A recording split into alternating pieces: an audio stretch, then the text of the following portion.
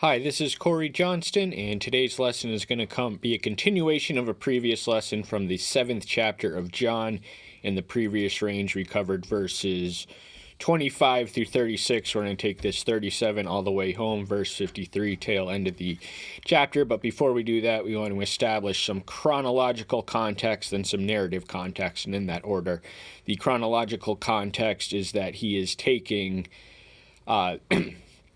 the gap between the 6th and 7th chapter is 6 months, and he has 6 months of death away from death at this part. So a lot happens in that time, and a lot of gospel authors, a lot of study Bibles will have lists of the events as they overlap and are presented in each one. That way you get a some chronological semblance of the events because we read the Gospels in separately, and it would otherwise escape us unless we had that resource.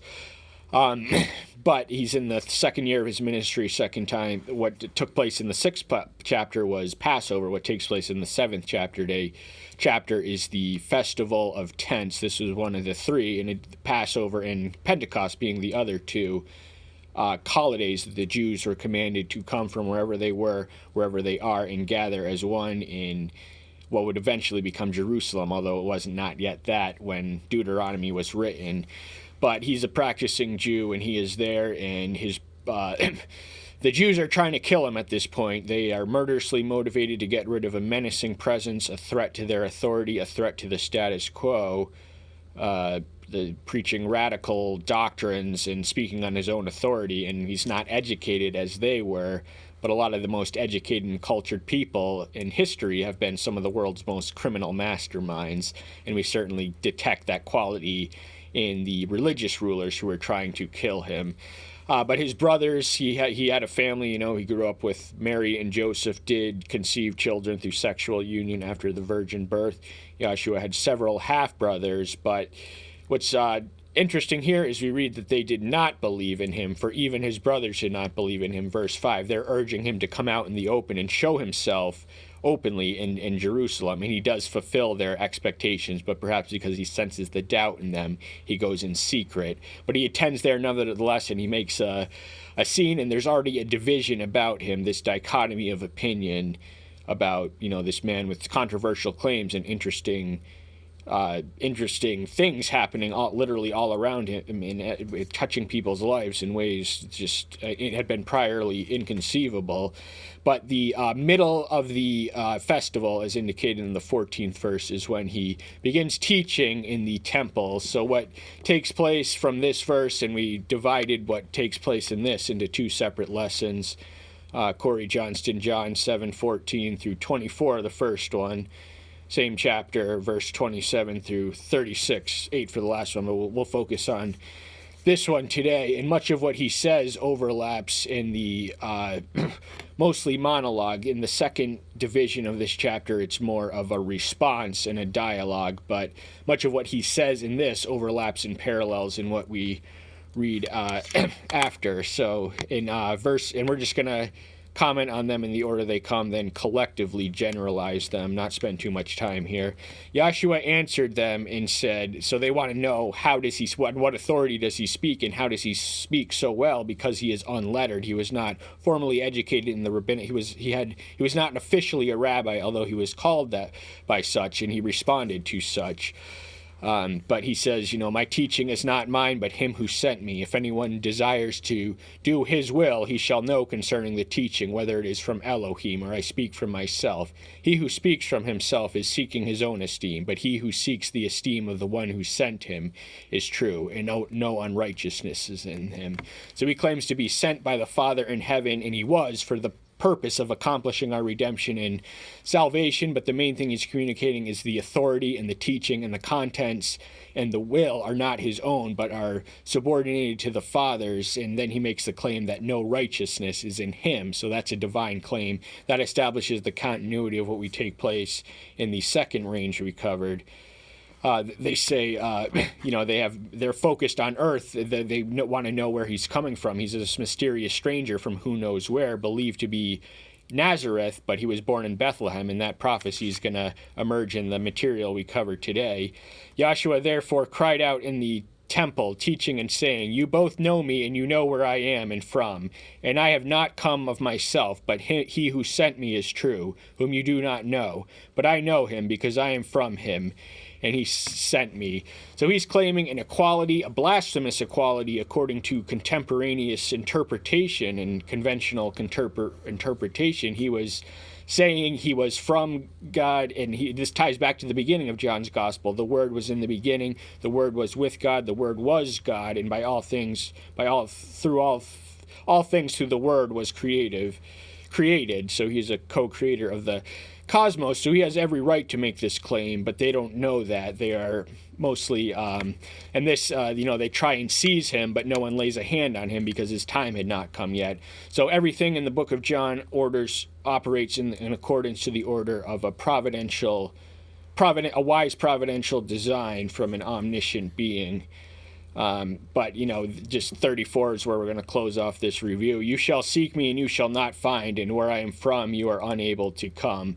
So the Jews, testament to their ignorance, do have their eyes so changed to the earth. They're worried about where he comes from, where he hails from, and he just told them he was heaven sent to earth to reveal the will and the nature and the character and the essence of the Father to his chosen people who were kind of estrayed from them. And the test was if they accepted him. That was proof enough, demonstration enough acceptance of the Father they claimed to know and love. So these were fighting words. He claimed they were in darkness when the Jews' greatest possession was the worship of this monotheistic deity.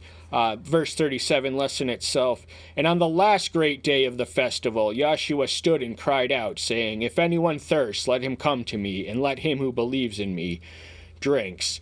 So this takes place in it was a 7-long-day festival, during which time the Jews gathered in tents and lived in tents even after they had settled into fixed locations and civilized society. They commemorated their ancestors' Exodus experience by dwelling in tents. And by the time the temple was up and running on the 7th day, that is when the priest went around chanting Psalm 118:25, which roughly translates, according to some translations, "O Yahweh, save us," and then "O Yahweh, grant us success." So not a whole lot there. You can look it up while I still got some more to say about this verse. "If anyone thirsts," this is an open invitation. So if you are spiritually thirsty, he is the life, the living water, the life that satisfies, the water that satisfies forever. "He who drinks from me shall never drink again." That's what he tells the Samaritan woman at the well, who's going, she's living in sexual sin, so she's going to the water well during the noontime, when it was customarily a morning thing and an evening thing in Palestinian culture. He offers her the eternal life. She responds acceptantly. So the universal is invitation. The invitation is universal.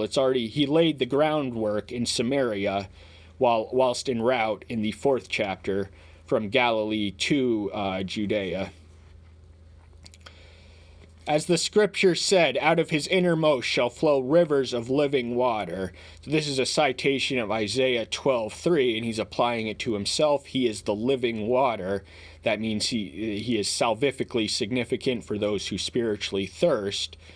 And those who hunger, blessed are they who hunger and thirst after righteousness, for they shall be filled. So we have all the water and food and sustenance we want in him to live unto life eternal. Without him, this life is all we got. This life is all we know. If we connect ourselves to the divine vine, John's 15th chapter, then we will bear fruit. We're unto salvation. So I think Isaiah's original translation I've read it in other accounts that it is pertaining to salvation, but this one's not, so we're just going to move on. "And this he said concerning the Spirit, which those believing in him were about to receive. For the Ruach Kadesh was not yet, because Yahshua was not yet esteemed." So there's a few important things I want to communicate in this verse. The Spirit, first off, is linked to and connected to water, in that it has the omnipresence. It has this amorphous blob that comes and goes where he wants. He can be everywhere at once, and he visits indiscriminately of ethnic identity. So the Spirit was was an aristocracy. However, in the Old Testament times, it was given to specific persons for specific locations, and the Jews would have thought of it as an extension of Yahweh, the Spirit of Yahweh, it's often referred to. But the Ruach Kadesh is a term, but they would envision it as not compromising the singularity of their militantly monotheistic. So as Christians, we are monotheists, we are also Trinitarians.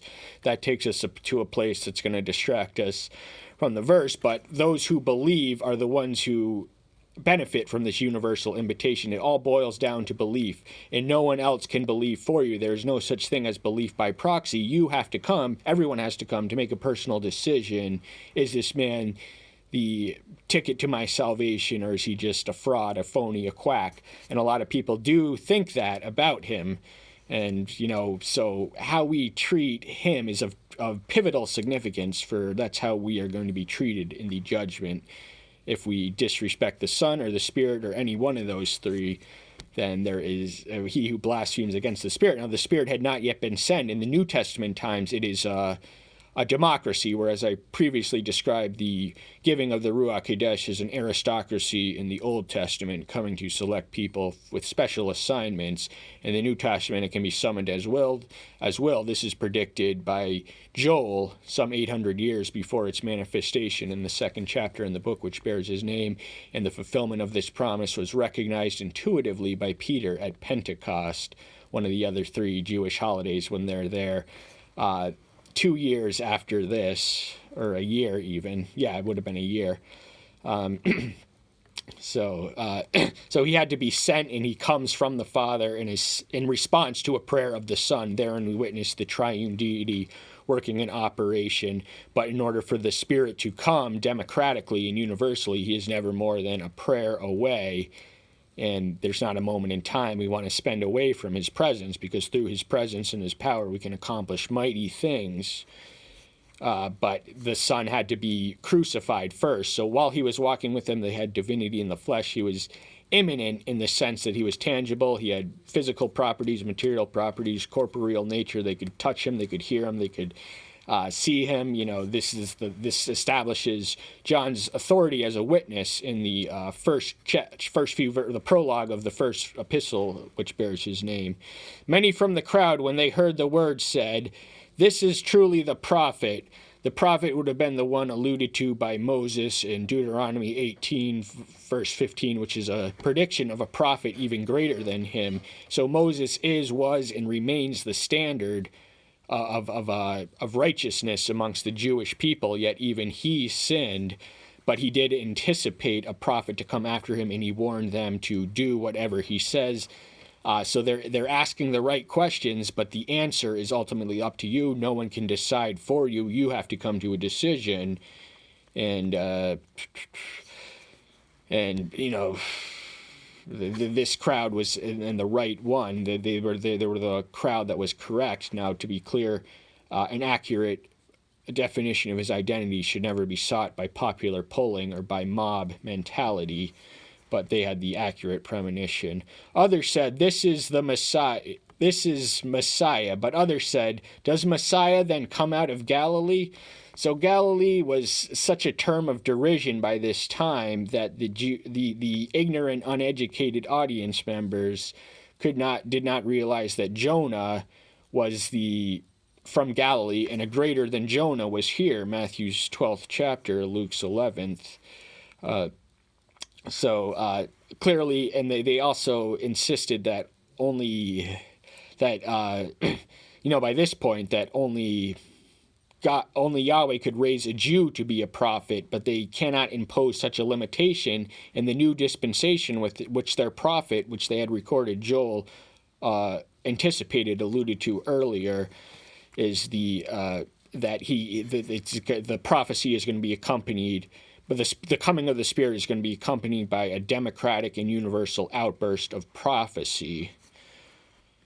Did not the Scripture say that the Messiah comes from the seed of David and from the village of Bethlehem, where David was? So they have enough of awareness of Micah 5:2 that pinpoints two important things above all others. I shouldn't limit myself. but the location of his birth, which that little did they know that he hailed from Nazareth, but he was in fact born in Bethlehem, and this humble son of a humble poor carpenter was in fact would have been seated on the throne had the Davidic dynasty continued in perpetuity, but the age of the Gentiles interrupted that about 586 years apart, a little more than. So they have once more their eyes are chained to earth. They are missing heaven in their midst because they're looking the wrong way, and so a division came about among the people because of him. This is a theme that is communicated throughout the earlier chapters and throughout. It's consistent with the entire Gospels. There is a division. He came to bring the sword. He told him himself, "Think not that I came to bring peace. I came to draw the sword, to divide families asunder, et al., etc." And so this division is alive in his presence as it is alive in our contemporary culture and society. It never dies. It never ends. There is always a division because his claims are controversial. They are unique. They are unprecedented. They are without parallel or precedent. And some of them wanted to take him, but no one laid hands on him. So they were in the mercy of the sovereign providence. They were also in the mercy of the one who was sovereignly providential. So they were, they wanted to, but they could not. There was some superior force disabling them from accomplishing their wickedness, wicked designs. They wanted to murder him and seize him, or at least violently harass him. That he said some things that clearly upset them. This divided half in the camp is getting loose. They're getting wild. They cannot take it, and they don't know how to respond in a civilized manner, but they cannot accomplish their wish. The officers therefore came to the chief priests and Pharisees, and they said to them, "Why did you not bring him?" So these men were earlier summoned by the Pharisees and the chief priests, the ones who wanted to kill him, the ones, because the confusion in the crowd is it's not the one that is wanted. He's on the top 10 most wanted list in all of the synagogues in all of Judea, and but here he is speaking in their midst, and they are not seizing them because they were at the same mercy of providence, but they sent their temple guards, and the answer is astounding. The officers answered, "Never has any man spoken like this now." So they had they came with sword in hand, ready to grab him, ready to seize him, ready to turn him over, but so powerful and profound were the contents of his teaching and just the audience. They'd never seen anything like it. There's literally never anything like it, and never has and never will again. So they had the actual presence of divinity in the flesh, and these men had a more accurate awareness from the supposed guardians and custodians of the Jewish religion.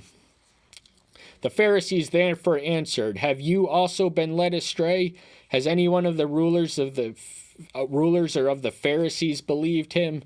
So the first thing they accuse him, they accuse him of the camp of the deceived. They thought he was a deceiver. They thought he was a charlatan, just this man who manipulated devils by the power of Beelzebub. They just had to come up with something on that occasion. And so, of course, anyone who was following him was being led astray into darkness. They could not see the light. The darkness comprehendeth not the light, we read of in John 1:5. And there's one among them, so they think that there's, as rulers, they would have coveted the position, the power, and the authority, and the esteem and prestige it entailed. So they're appealing to their unanimity as the Pharisee, but one Pharisee among them speaks out just in defense of an honest principle reflective in their law. That man's name is Nicodemus. We met him in the 3rd chapter. And as I've explained in my things, I describe the 4 stepping stones of faith that we witness in Nicodemus throughout the book of John. Curiosity, we witness that in John's 3rd chapter. He comes with questions. He knows this man is a miracle man, and no man can do these apart from Elohim, but he wants to know more. And Yahshua gives him the sermon of the born-again experience, which initially perplexes Nicodemus, who interprets it too literally. But that curiosity is simulated to the next step, conviction. He has the conviction that these men are wrong in trying to harm him. He has done no wrong. He seeks no evil. He inflicts no harm. The threat they pose is mostly imagined. He wasn't a threat to the stability of the Jewish nation. He was a threat to their power and the status quo. And they feared this man with explosive revolutionary potential. But this crowd that does not know the law is accursed. So they're saying that the crowd, the divisions, the ones who were for him, the ones who were against him, what do they know? And the ones who are for him, what do they know? They're wrong. Even the ones who think as they think, they wouldn't have held in equal regard and esteem, because they were self-aggrandizing and proud. And the Pharisees did not start out that way, but that's eventually what they came by the dawn of the Common Era. The Pharisees began, it originally translates as separatist, and they saw the Jewish culture being Hellenized, and they said, we want to stay separate from that. So it started with a great motivation, it started with a wonderful idea, but what happened is over time is suddenly they became self-righteous. They started adding on to the laws, observing and obeying laws that were not from the laws of Moses, were not from the laws of Yahweh, and just doing this as a parading festival to say, everyone, look at me. And it became a worship of the Pharisees, sort of, by this time. And then this man is coming around, undoing them and just exceeding them in all preaching, teaching, healing, and they cannot put his hands. They want to grab him and kill him. They cannot do it. So they are livid and furious at the threat to their status quo. Nicodemus, he who came to Yahshua by night, being one of them, said to them. Also in the 19th chapter, we witness the commitment. So that's when Nicodemus finally and fully takes a public stand for him, along with Joseph of Arimathea. So there were at least two that we know by name on the Sanhedrin, who were uncomfortable with the conclusion and just thought it was wrong in so many ways, and they just couldn't. But said to, what does he say to them? So in the 3rd chapter, he's the one who came to him by night because he was a Pharisee and in fear of the stigma and reproach of associating with him by day. But in those circumstances, he was brought to the light, and many have been brought to the light by the recording of their dialogue alone. An incalculable number of converts have been made through the ages from the reading of that chapter alone. Does our law judge the man unless it hears first from him and knows what he is doing?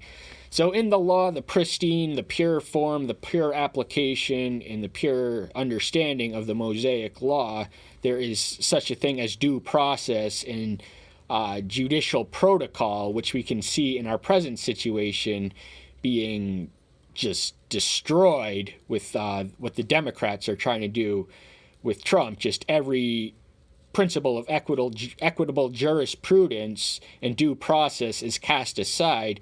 They are currently, speaking of this, they just succeeded in impeaching him in the House. Now they're going to hold on to the Articles of Constitution. They get, since when in the history of Anglo-American jurisprudence has it been the prerogative of the accuser to define the terms of what a fair trial is? They want a fair trial for themselves and not the accused. They're agents of the adversary, those who serve him and follow him, mimic his nature, and he is the accuser. Zechariah 3:1. They did the same thing to Brett Kavanaugh, poor guy. And now everywhere he goes in life, someone somewhere is looking at him like he's a sex creep just because of what these demonically, I can't even go there. Where was I? They answered and said to him, "Are you also from Galilee? Search and see that no prophet has arisen out of Galilee." So their response is that you must be from Galilee, from where no prophet hails. They know this man is from Nazareth, that is in the northernmost region of 1st century Palestine. It was Judea to the south, Samaria in the middle, Galilee of the north. And the Galileans were not quite as ethnically contaminated as were the Samaritans from a Jewish point. The Jews would walk around, a Jew or a Galilean who had to get to either destination would walk around to avoid the contaminating effects. But Galilee had suspicious contact and proximity with Gentile nations, so that made them less than pure and somewhat suspect to the more pure-blooded southern Judeans. And of course, these men were without excuse for not knowing that at least Jonah came from the town of region of Galilee.